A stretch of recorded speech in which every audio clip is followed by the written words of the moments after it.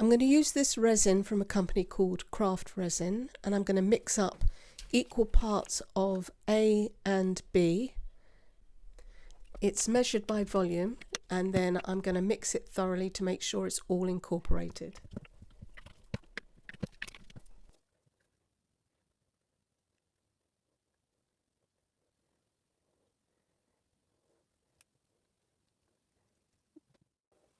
Now I'm going to add some mica powder from Arteza in crystal white.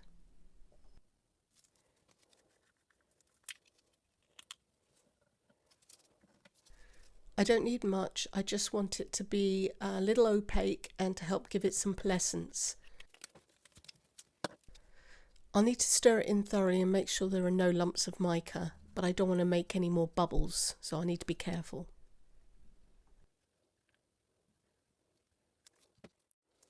I'm adding a drop of red alcohol ink just for a pop of colour.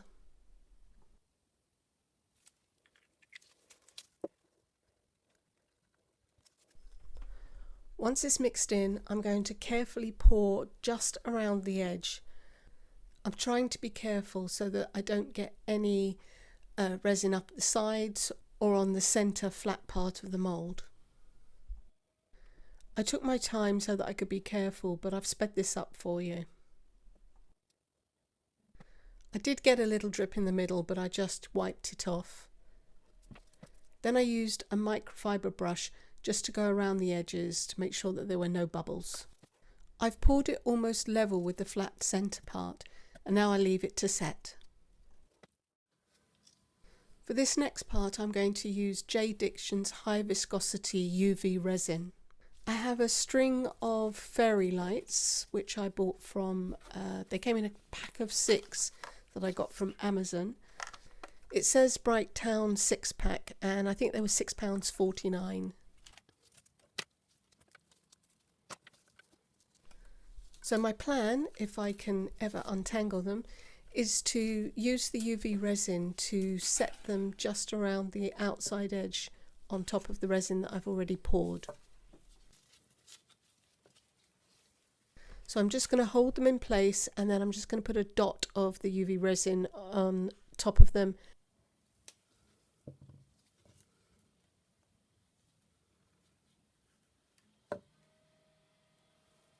And then I'll set it with my UV torch.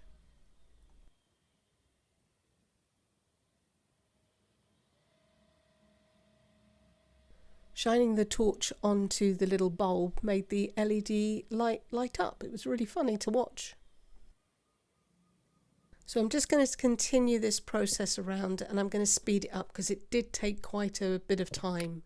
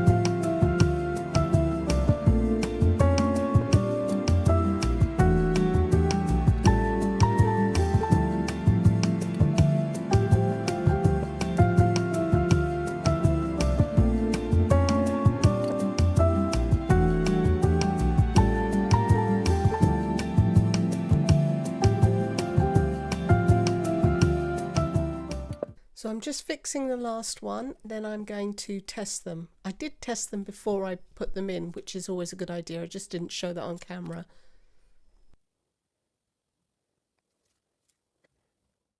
I'm just going to use my bigger UV lamp to make sure that all the UV resin is cured before I pour any more resin on top of it.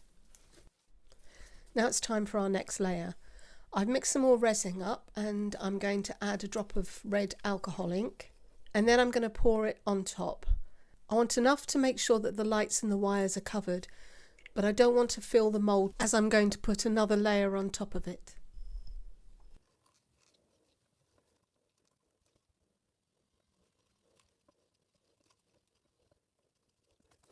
I'm going to add some of the Arteza crystal white mica just so that it matches the border that I've already poured. And again, I want to make sure that I mix it in thoroughly.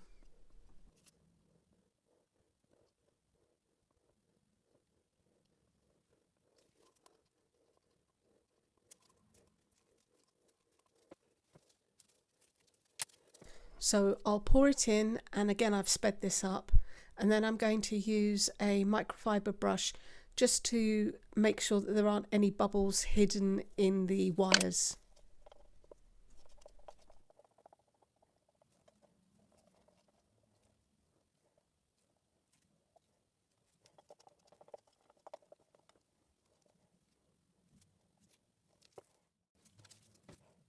I'm being careful not to pull or yank on the wires, although they are pretty well fixed with the UV resin. Okay, the last layer is completely set and it's time to pour the next layer. I've mixed up some more resin and I'm going to add some of my homemade white pigment paste. I'm going to give it a good stir because it's been sitting for a little while and I want to make sure it's all well mixed. Then I'll just use what I have left on my stick to mix into the resin. I need to make sure I stir it all in. I don't want it too strong. I want it to be opaque. I don't want to see the pink layer through it, but I don't want it to be completely white.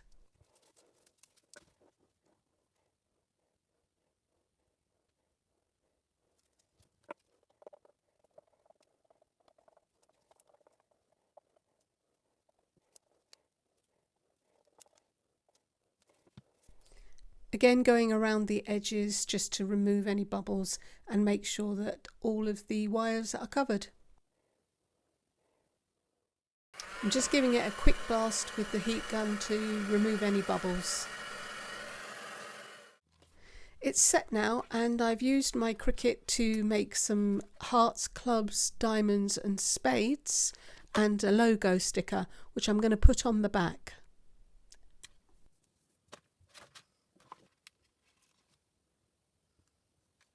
Diamonds.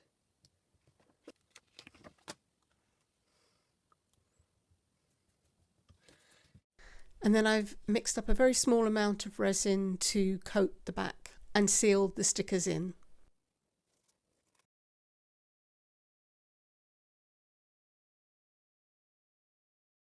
It looks like there isn't actually going to be enough, but I really only need a very thin coat just to seal the stickers. And with a little work I can make sure that it covers.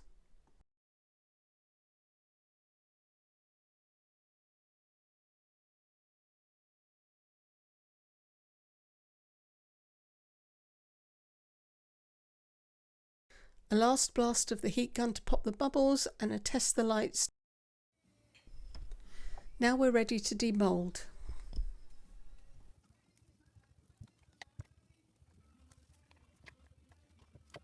It's looking good and I'm testing the lights once more.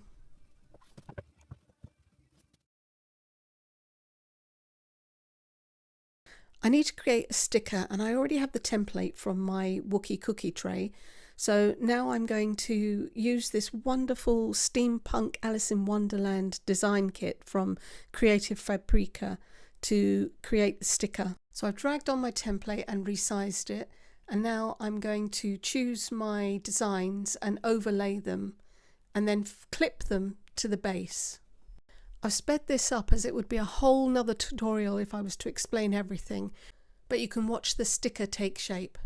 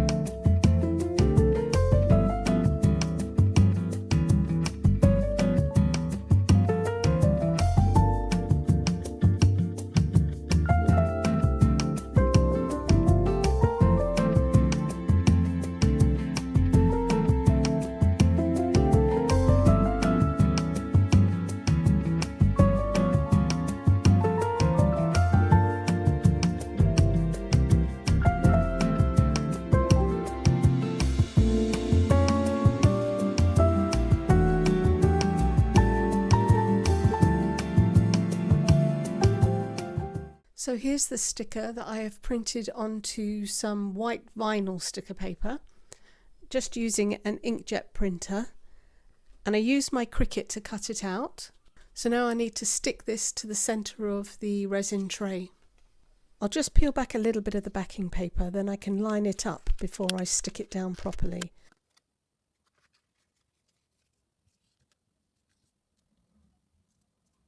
Then all I have to do is lift it up and just pull the backing sheet away.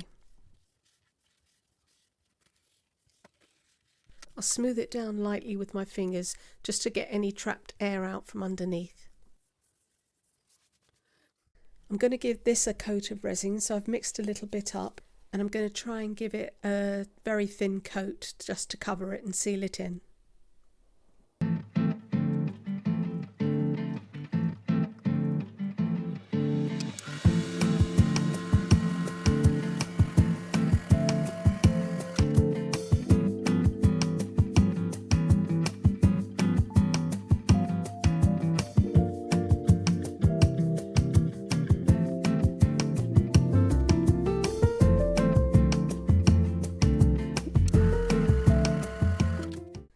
The resin's set, and now I need to measure it for its lid.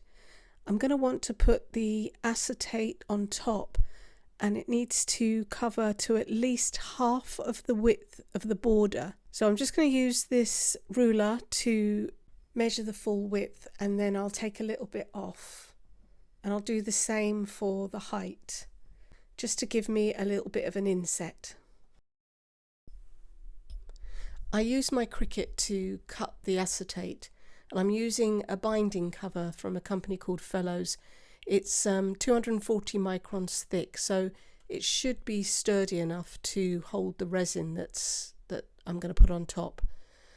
It fits nicely. I've got a small gap around the outside, which is great because I need the resin to overlap. Before I put the lid on, I need to put the shaker pieces in. So I've used my Cricut to cut out some red hearts just out of card. Once I've got them off the mat, I'm going to use some anti-static dust powder from this bag to eliminate any stickiness that might be on the back from the residue of the mat. I'll give it a good shake and hope to coat them all, and then I'm going to pop them into the middle. Those seem to move about easily without sticking to the resin, so that's perfect. I've also got these red and gold beads, which are a little bit heavier and should help the red hearts to move around and stop things from getting stuck. So I'm going to put a little bit in. I don't want too many because I don't want to cover up the design. I'll just use this B7000 glue to stick this acetate down.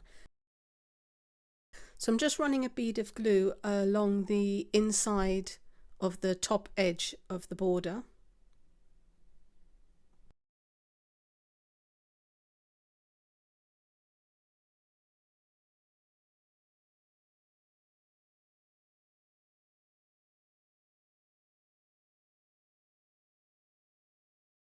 Then I'm going to wipe the acetate with a microfiber cloth to make sure it's clean.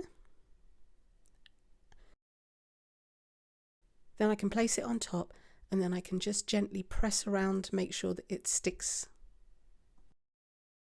I'm just pushing down on the edges with the microfiber brush just to make sure that the glue spreads underneath the acetate. And then I don't want to move it until it's completely set, just in case any glue's leaked underneath and the shakers will stick to it. Okay, the glue's set and it's time to top coat, so I've mixed up some more resin and I'm just going to pour it on top and try and smooth the surface, making sure that I cover right to the edges, but trying not to let it run down the side. I've only got a small amount of resin and I want to spread it across the surface. I don't really want to add too much. I don't want it to bow the acetate and all collect in the middle. I also need to be careful if I'm going to use my heat gun to help spread it out, because I don't think the acetate is heat proof and I don't want to buckle it. With that in mind, I'm holding the heat gun quite a distance away I did think it actually got a little too close and I noticed a little bit of warping, but it seemed to be fine afterwards. So now I'll leave that to set for 24 hours.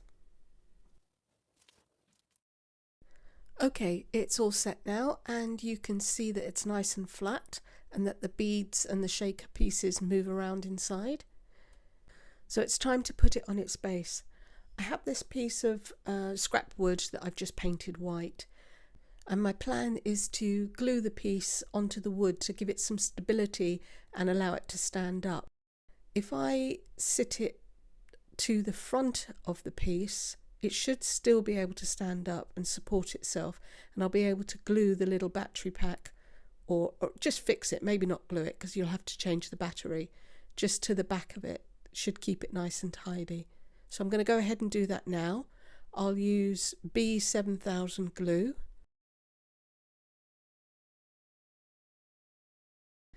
And I'm going to put a healthy amount along the bottom of the piece. I want to make sure that it's going to actually hold the resin onto the wood and make a good bond.